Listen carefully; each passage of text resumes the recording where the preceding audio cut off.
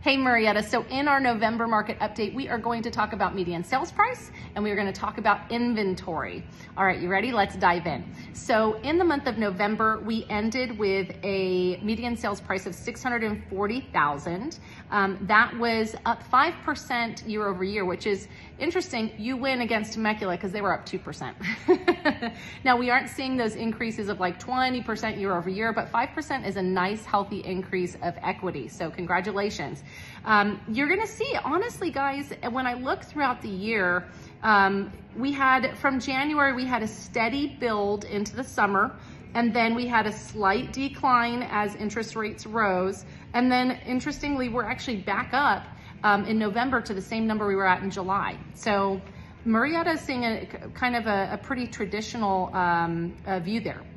Now for days on market, it does take longer for your home to sell. So be ready for that. You know, at the beginning of the year, we're at about a week, but we now in November, we're at 37 days. So just take that into account when you're thinking about how much market time you need for your home and when you're wanting to actually close escrow. Just time all of that with your realtor, who is hopefully me.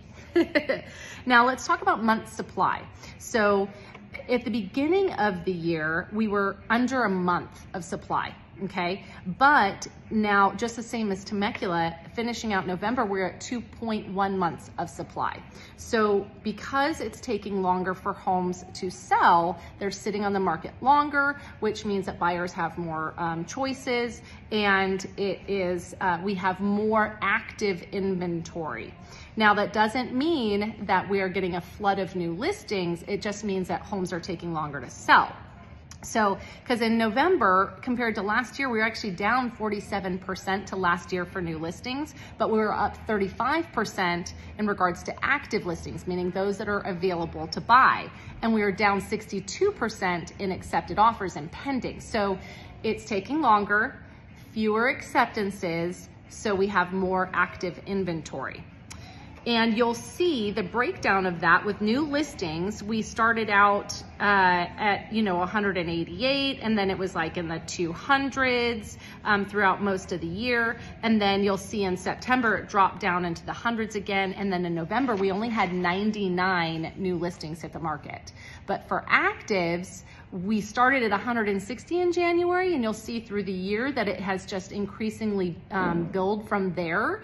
And now we're in the 400s from June to October, and then we dropped back down in November to 371. But what a big difference compared to the 160 active listings in January. And then finally accepted offers as pendings, we started out at 153. We were kind of in the hundreds through most of the year, except for March, we had 212. But then October was only 79, and November was only 82.